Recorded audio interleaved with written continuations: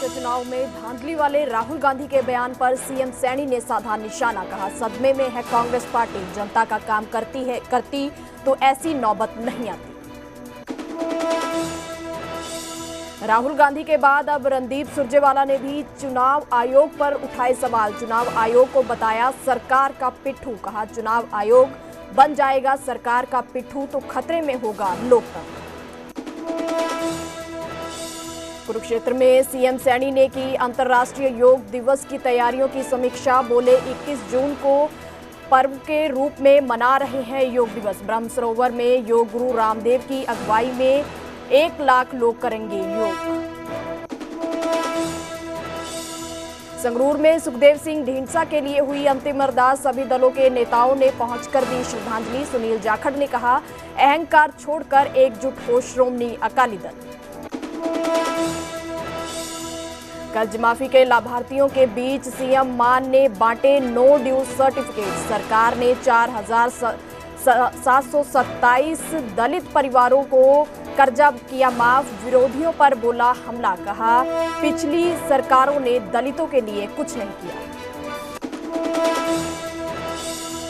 भिवानी में पिता ने की अपनी ही बेटी और बेटे की हत्या। गला घोंटकर उतारा मौत के घाट। हत्या के बाद खुद भी की आत्महत्या की कोशिश। फरीदाबाद में स्कॉर्पियो ने पुलिस की गाड़ी को मारी टक्कर। हादसे में 2 पुलिसकर्मी जख्मी, दोनों को अस्पताल में करवाया भर्ती। पर्ची फेंककर रंगदारी मांगने वाले 2 बदमाश हिसार में एनकाउंटर के दौरान गिरफ्तार। पुलिस ने 3 और बदमाशों को पकड़ा। 1 करोड़ की रंगदारी के लिए की थी हवाई फायर। हिसार के लाल सक्षम जिंदल ने जेईई एडवांस में हासिल किया दूसरा रैंक। परिवार में जश्न का माहौल। आईआईटी मुंबई में दाखिला लेना चाहता है सक्षम। सिरसा के सनमीत सिंह गिल ने रचा इतिहास। अमेरिका के लॉस वेगस होने वाले ओलंपियाड बॉडी बिल्डिंग चैंपियनशिप के लिए किया क्वालिफाई। दुनिया के पहले पगड़ीधारी सिख के तौर पर क्वालिफाई होने का गौरव किया हासिल।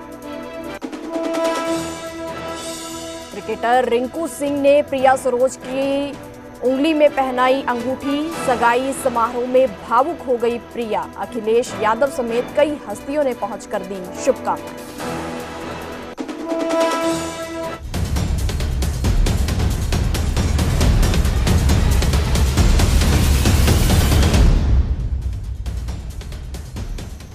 नमस्कार, न्यूज 18 पंजाब हरियाणा देख रहे सभी दर्शकों का स्वागत है। मैं हूं आपके साथ प्रीति पॉल। बुलेटिन की शुरुआत करते हैं।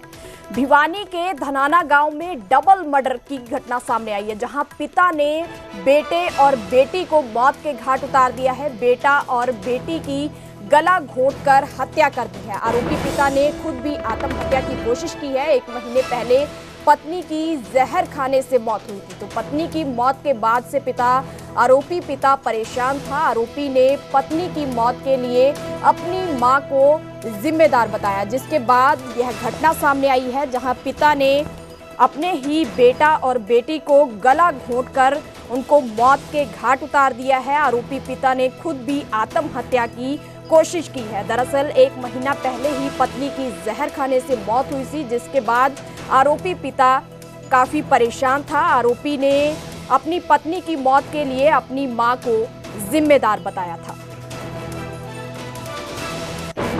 जी रहा था, सारा सोचा जिंदगी बिता लिया था। मतलब मेरे बालक मारे हिंदू में, पहला हमारा छोरा, फिर उसके बाद हमारी छोरी में ऐसे मारे, फांसी तोड़ी गई। पहला नसली गोली दी, फिर उसके बाद मैंने फांसी तोड़ी है। उसके बाद में मैंने फांसी खाने का, खुद के फांसी खाने का तर मैंने अपना जोड़ा का लिया, रस्सा का लिया। फिर मैंने वीडियो बनाने लग रहा था। मैं बाकरी में किसका कौन मेरा कब्जा मांग रहा है कि इतना के रह रहा है, किला के देना है, जो आखिरी टीम आ रहा था।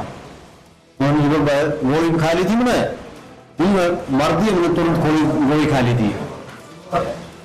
तो वो करके ना फिर मैं फांसी खाऊंगी। इतनी बार में मेरा भाई का थोड़ा आ गया।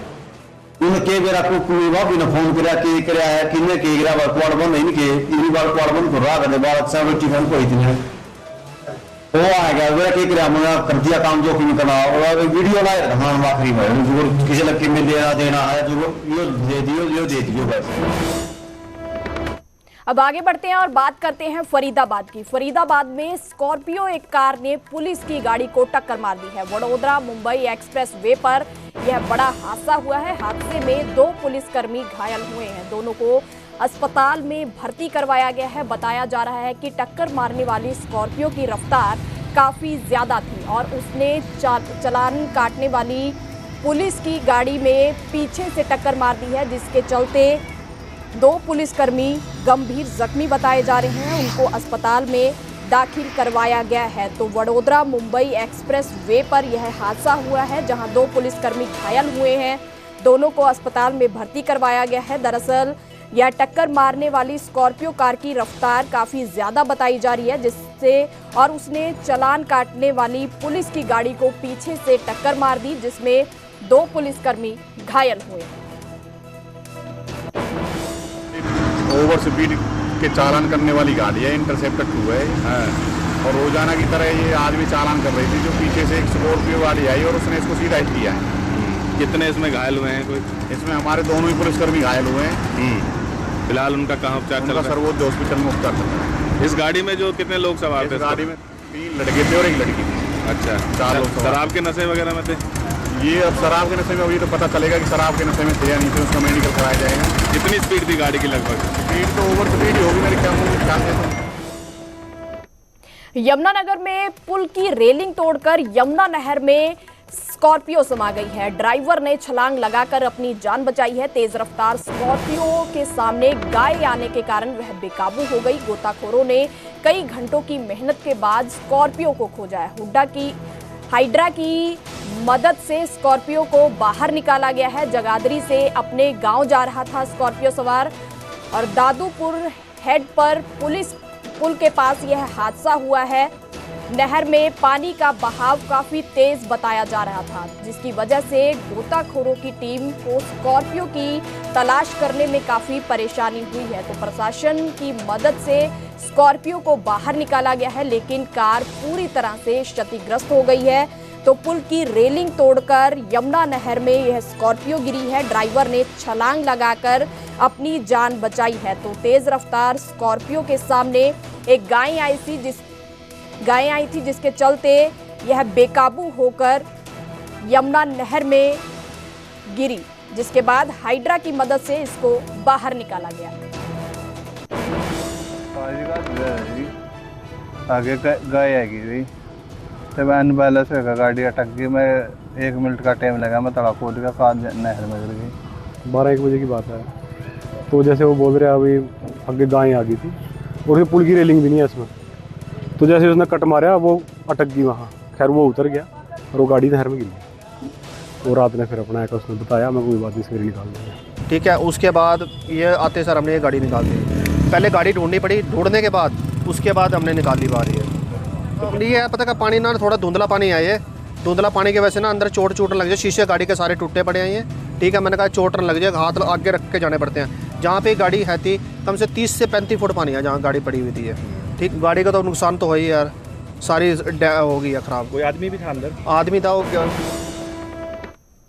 पर्ची फेंककर रंगदारी मांगने का मामला सामने आया। हिसार में एनकाउंटर के दौरान 2 आरोपियों को काबू किया गया है। घायल आरोपियों को अस्पताल में भर्ती करवाया गया है। पुलिस ने 3 और आरोपियों को भी पकड़ा है। हिसार के रहने वाले हैं सभी आरोपी। उनमें 2 आरोपी रावलवास कला, 1 युवक सरसाना और 2 युवक बालसमंद गांव के निवासी हैं। मिली जानकारी के अनुसार हिसार के सीसवाला गांव में पुलिस ने एक गाड़ी को पीछा किया, जिसमें 4 युवक सवार थे। गाड़ी के पलटने पर चारों युवक गाड़ी से भागकर निकलने लगे।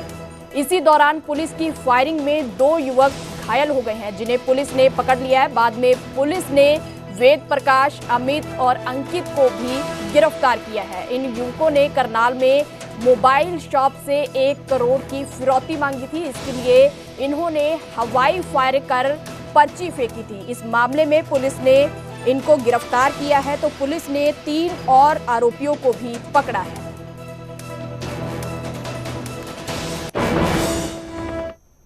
सीएम सैनी का राहुल गांधी पर तंज कसा है। महाराष्ट्र चुनाव में धांधली वाले बयान पर उन्होंने निशाना साधा है।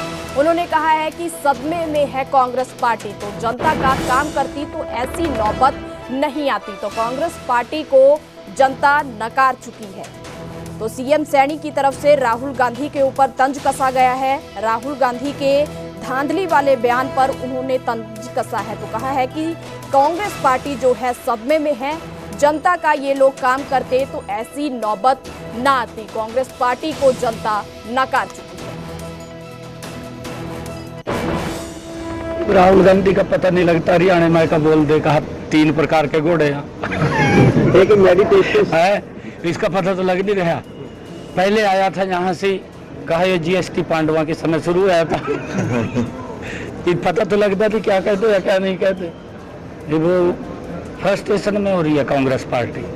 कांग्रेस पार्टी के जो क्रियाक्रम रहे हैं वो भ्रष्टाचार के अंदर लिप्त पार्टी। उस टाइम तो देखा नहीं ना, उस टाइम देश के बारे में नहीं सोचा, उस टाइम अपने बारे में सोचा कि हम कैसे अपनी सुविधाएं बढ़ा सकें, कैसे अपनी सुविधाएं खड़ी कर सकें। अरे गरीब आदमी के बारे में सोचो कि इसकी सुविधा कैसे बढ़े, उसके बारे में नरेंद्र मोदी जी ने सोचा है। और मोदी जी नॉन स्टॉप इस देश को विकसित राष्ट्र की तरफ ले जा रहे हैं। ये हमारे लिए गर्व की बात है। सर जेपी नड्डा जी कह रहे हैं, वो बार-बार सवाल खड़ा करते हैं ईवीएम पे जब हारते हैं जेपी नड्डा। नहीं, मैंने कहा है ना, वो फ्रस्ट्रेशन में है कांग्रेस पार्टी, पूरे जीरो की तरफ जा रही है। अब तो उन्होंने दूसरा रास्ता अपनाना चाहिए। अगर कोई पूछेगा मैं बता दूंगा, बताया भी था शायद प्रधानमंत्री जी ने एक बार। राहुल गांधी के बाद अब रणदीप सुरजेवाला ने भी सवाल उठाए हैं। चुनाव आयोग को सरकार का पिट्ठू बताया है। चुनाव आयोग बन जाए पिट्ठू तो लोकतंत्र खतरे में होगा। तो उनकी तरफ से यह कहा गया है चुनाव आयोग को नहीं, सरकार का पिट्ठू नहीं बनना चाहिए। तो राहुल गांधी के बाद अब रणदीप सुरजेवाला ने सवाल उठाए हैं, चुनाव आयोग को लेकर सवाल उठाए हैं। चुनाव आयोग को सरकार का पिट्ठू बताया है। उन्होंने कहा है कि अगर चुनाव आयोग ही पिट्ठू बन जाए सरकार का तो लोकतंत्र खतरे में होगा।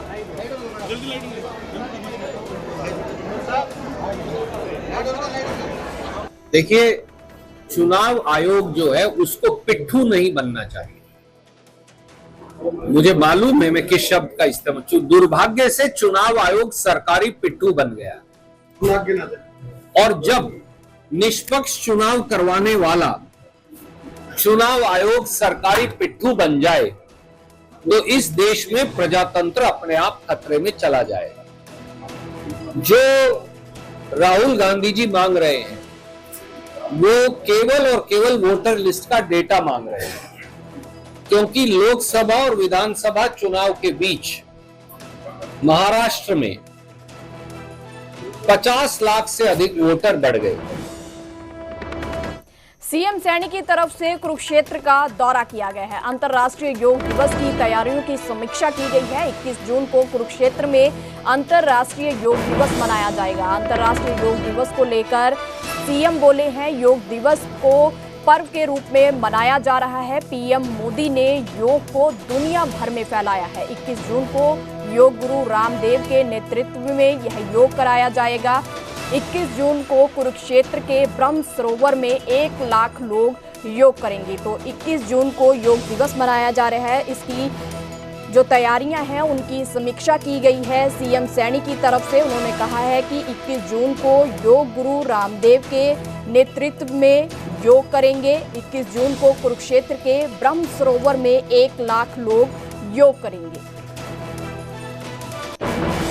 ये 21 जून को एक पर्व के रूप में हम योग दिवस मना रहे हैं। मैं धन्यवाद देना चाहता हूं देश के यशस्वी प्रधानमंत्री आदरणीय नरेंद्र मोदी जी को, जिन्होंने योग को पूरी दुनिया में जन जन का, हर व्यक्ति का, उसको जीने की एक दिशा देने वाला ये योग फैलाने का काम किया है। और हम सब के लिए परम सौभाग्य है कि कुरुक्षेत्र में राष्ट्र योग ऋषि स्वामी रामदेव जी महाराज, उनके साथ हमें उनके दिशा निर्देश में हमें योग करने का अवसर मिलेगा। हम परम सौभाग्यशाली हैं। अब बात हिसार के उस लाल की जिसने जेईई एडवांस में दूसरा रैंक हासिल किया है। हिसार के सक्षम जिंदल को ऑल इंडिया रैंकिंग में दूसरा स्थान हासिल हुआ है। इससे हिसार के सेक्टर 14 में रह रहे उसके परिवार में जश्न का माहौल है। परिजनों ने सक्षम को मिठाई खिलाकर खुशी का इजहार किया है। सक्षम जिंदल का लक्ष्य आईआईटी मुंबई में दाखिला लेना है। सक्षम ने बताया है कि वह अंडर 14 डिस्ट्रिक्ट क्रिकेट चैंपियनशिप में भी खेल चुके हैं। मेरी जे एडवांस 2025 में रैंक 2 आई है और इसी के लिए मैं पिछले 2 साल से प्रिपेयर कर रहा था। जे एडवांस के लिए तो मैं स्पेसिफिकली पिछले 2 साल से तैयारी कर रहा था एलन कोटा से ही। तो 2 साल बस मैंने अपना हार्डवर्क पे ध्यान दिया और जो भी टीचर्स ने मुझे कहा मैं उसको फॉलो करता गया। मतलब मैंने ऐसे कुछ फिक्स नहीं कर रखा था कि इतने घंटे पढ़ना है। बस मेरा ये था कि क्लासेस के बाद जो भी टाइम मिले 1-2 ब्रेक्स के अलावा मुझे पढ़ाई ही करनी है। तो आई थिंक 8 से 9 घंटे हो जाते हैं मुझे पढ़ने। हाँ, मैं 4th क्लास से बच्चा शुरू से होशियार चला है पढ़ाई के अंदर। ये पढ़ाई को खेल की तरह अपना पढ़ता है, मतलब कोई भी स्ट्रेस नहीं लेता अपने दिमाग के ऊपर। ये जी हमेशा अब भी ये कोटा गया था जब ये कह रहा था कि मैं इस सामने बैठ के भी बॉम्बे चला जाऊंगा, मगर मैं रैंक के लिए कोटा पढ़ाई के लिए जा रहा हूँ। मेरे को रैंक चाहिए। करनाल का बेटा अब नासा जाएगा। 15 दिन के प्रोग्राम के लिए दिव्यांश का सिलेक्शन हुआ है। यूनाइटेड स्पेस स्कूल प्रोग्राम के लिए उसका चयन हुआ है। तो प्रोग्राम में 25 देशों के 44 बच्चे शामिल होंगे। मंगल ग्रह के मिशन के बारे में उनको सूचना दी जाएगी। रिप्रेजेंटेशन ओरिएंटल इंजीनियर बनना चाहता है दिव्यांश। आपको बता दें कि foundation for international space education इस टेस्ट का आयोजन करता है। इसमें चुने गए बच्चे नासा के वैज्ञानिकों, अंतरिक्ष यात्रियों और इंजीनियर के मार्गदर्शन में अंतरिक्ष मिशन पर कार्य करते हैं। दिव्यांश 12वीं कक्षा का छात्र है। कम उम्र में उसने जो उपलब्धि हासिल की है उसके परिवार के लोग उत्साहित हैं। मेरी लाइफ का गोल है कि मुझे एक एरोनॉटिकल इंजीनियर बनना है, जिसको फॉलो करते हुए मैंने इस प्रोग्राम में पार्ट लिया। और वहाँ पे जो प्रोग्राम होगा उस प्रोग्राम में 25 कंट्रीज से बच्चे आएंगे और हम सबको मिलके एक स्पेस मिशन बनाना होगा जिसका मेन एम है मिशन टू मार्स। अलग अलग 5 टीम्स में वहाँ बच्चे डिवाइड होंगे, जो कि है red, maroon, green, blue and yellow. इन सब टीम्स के अलग अलग रोल्स होंगे, अलग अलग पार्ट्स होंगे जो अलग अलग मिशन में अलग अलग जो भूमिका निभाएंगे। तो ये सब है इस प्रोग्राम में। दिव्यांश मेरा बहुत ज़्यादा सिंसियर बच्चा है, बहुत ज़्यादा पैशनेट, बहुत ज़्यादा डेडिकेटेड। शुरू से ही बहुत ज़्यादा इंटेलिजेंट बच्चा रहा है। शुरू से ही इसका फ्रॉम द वेरी बिगनिंग इसलिए पैशन था कि मुझे स्पेस स्टडीज़ करनी है। और पता नहीं कहाँ से इसने ऑनलाइन स्टडीज़ करते इंटरव्यूज़ में सिलेक्ट होते यहाँ पहुँच गया। मुझे भी उम्मीद नहीं थी। I was really thrilled at that time. पहले तो मैं ये कहना चाहूँगी मुझे बहुत ज़्यादा खुशी हो रही है। I feel really proud that my son Divyansh is going to represent India at United Space School in USA। तो इसमें इसकी बहुत ज़्यादा मेहनत रही है। खैर बच्चे ने बहुत मेहनत करी है। स्टार्टिंग से ही ब्रिलियंट स्टूडेंट रहा है ये, और हर एक्टिविटी में पार्टिसिपेट करता था। बास्केटबॉल में और स्केटिंग में, मतलब डिबेट कंपटीशन, स्कूल में जितने भी कंपटीशंस होते थे सब में पार्टिसिपेट करता था और हमेशा आगे रहता था।